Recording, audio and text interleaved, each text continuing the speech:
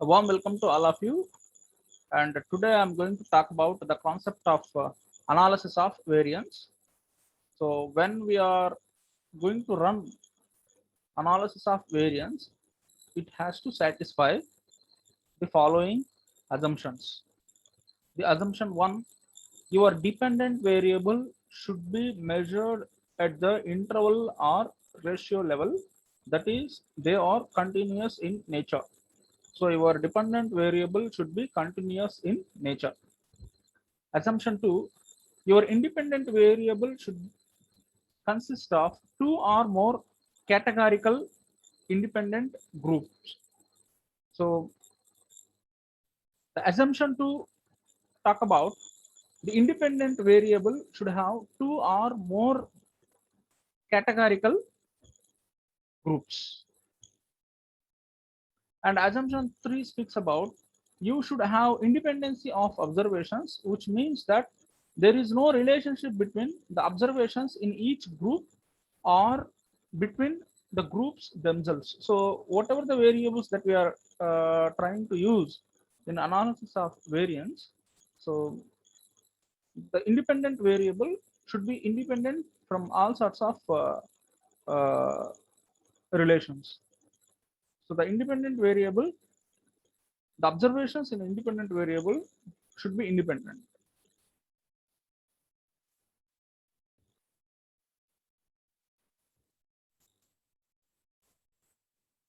And assumptions 4 speaks about there should not be no significant outliers, in the sense there should not be any errors in the data.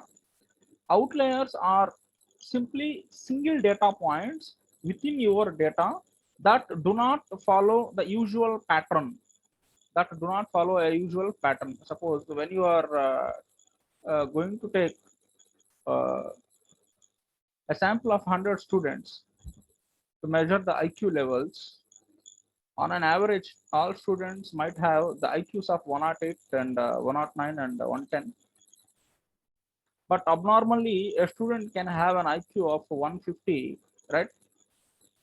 That student can change the analysis pattern also. So one or two data points, if those are extremely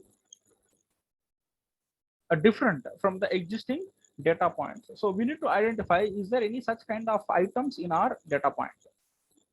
Is there any such kind of data points in our variable? And assumption 5 speaks about your dependent variable should be approximately normally distributed. So when we are when we want to use a parametric test, that it's known phenomena that the variables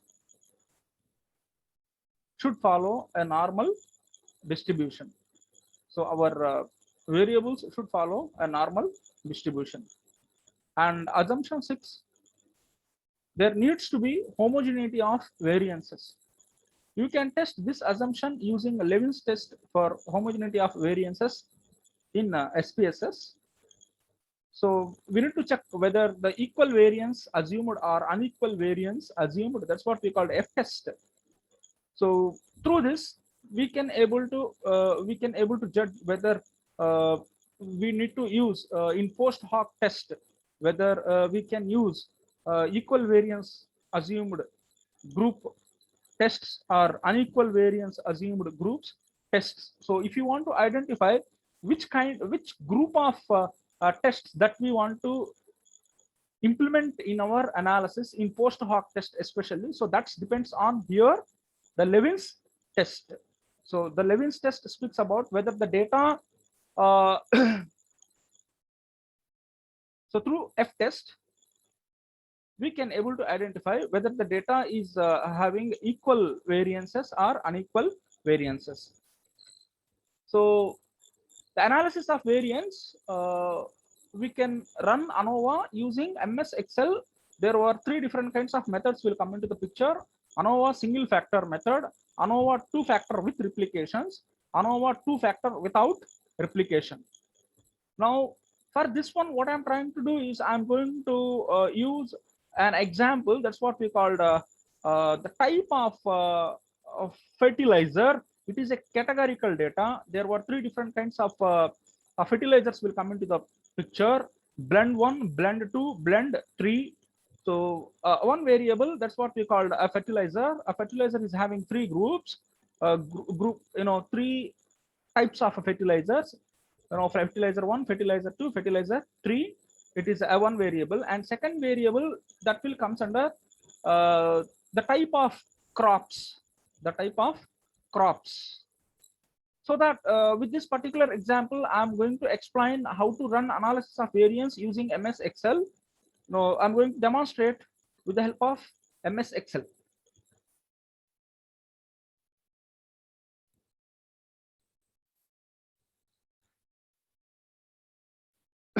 So if you can see an MS Excel sheet here, this sheet comprises of 150 sample respondents, totally 150 sample respondents.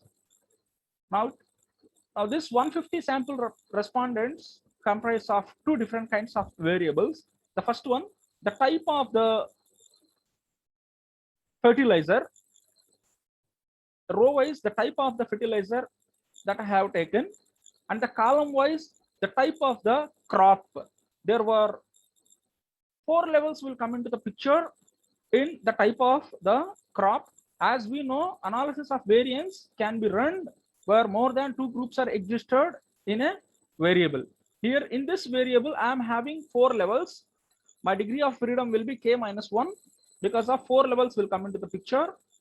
Level 1 wheat, level 2 corn, and level 3 soya, and level 4 rice. And my dependent variable, it is continuous in nature, whereas my independent variable, it is categorical in nature. My independent variable, it is categorical in nature. It is a type of fertilizer, and my independent variable, it is a type of fertilizer. My dependent variable is a type of the crop. So wheat crop, corn crop, soya crop, and rice crop. So when it comes to the hypothesis, I formulated here 2 different kinds of hypothesis. There is no significant difference between type of the fertilizer and yield of the crop. 2 different kinds of hypothesis will come into the picture: null hypothesis and alternative hypothesis. My null hypothesis is there is no significant difference between type of the fertilizer and yield of the crop. And my alternative hypothesis is there is a significant difference between type of the fertilizer and yield of the crop. So now I am going to run this. So how to run this? Now go to data.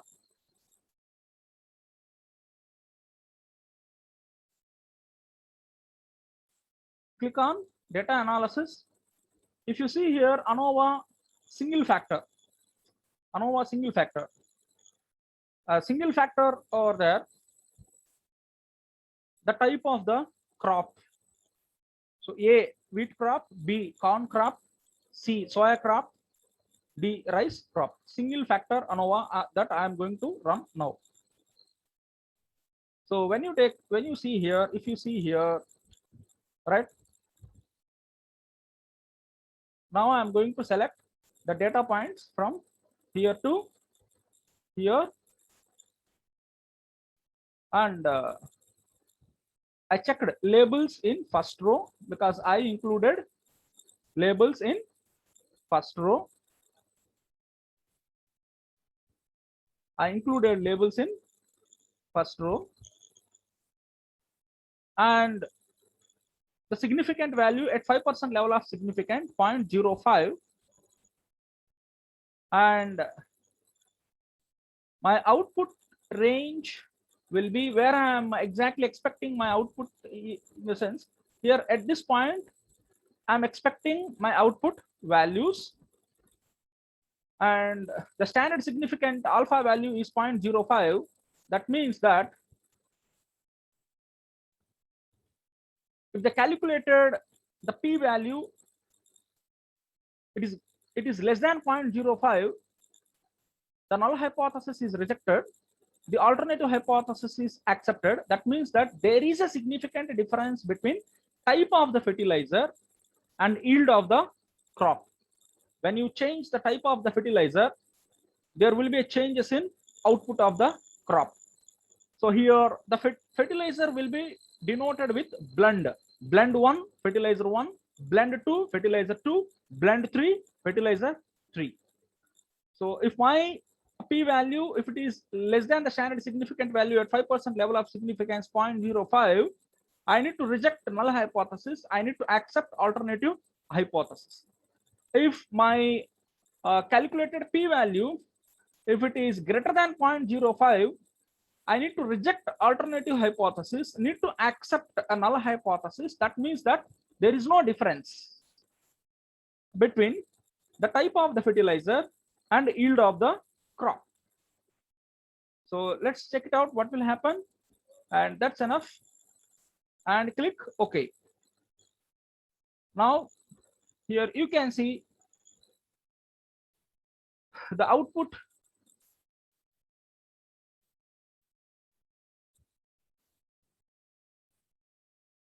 The output of the ANOVA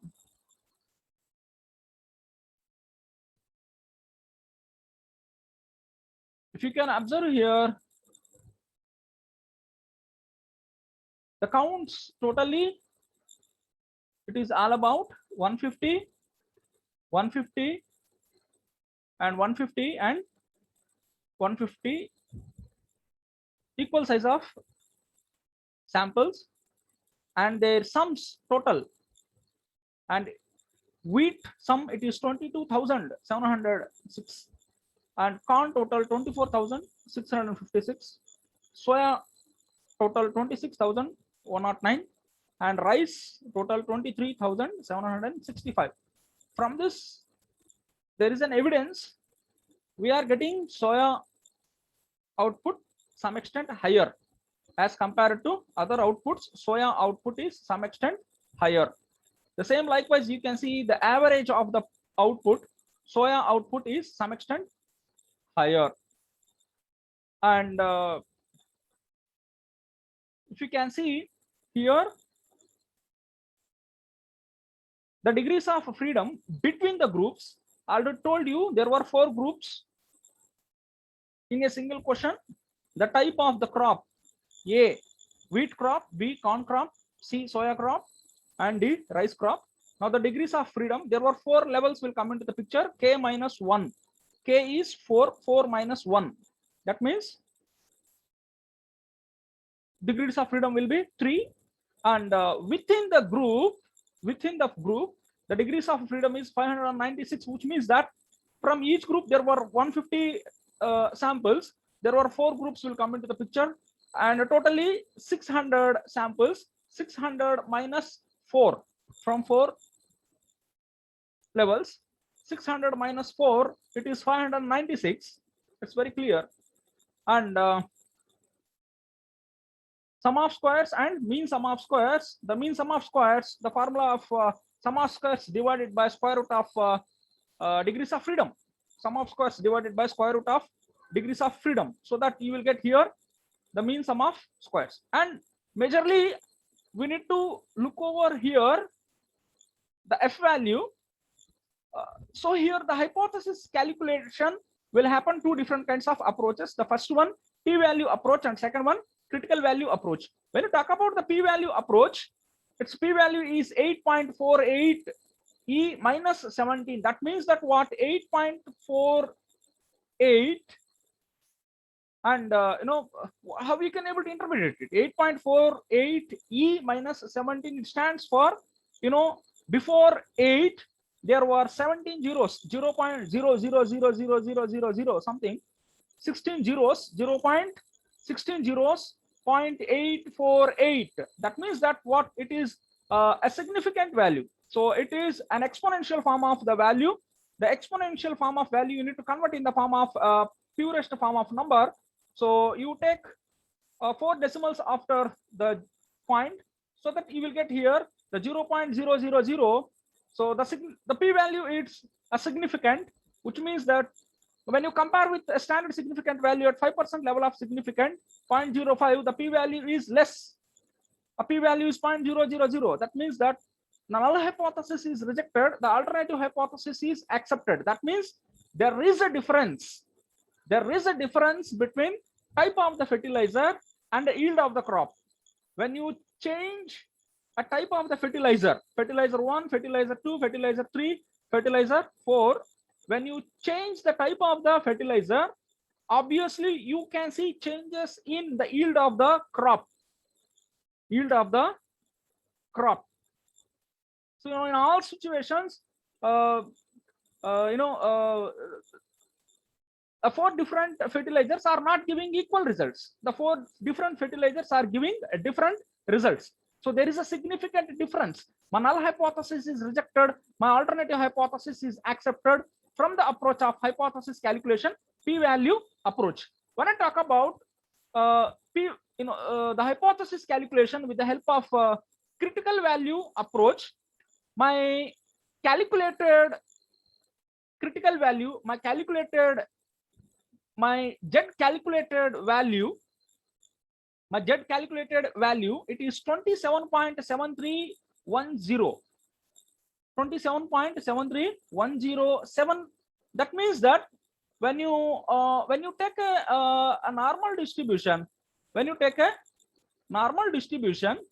right?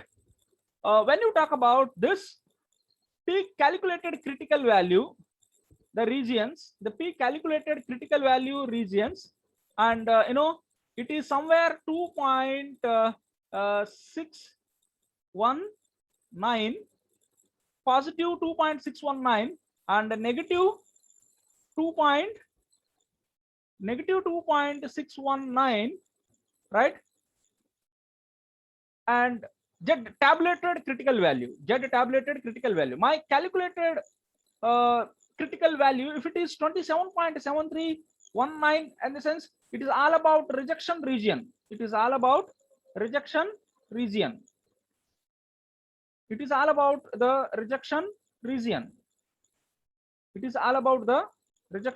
So your value 27.73107, in the sense it is somewhere here.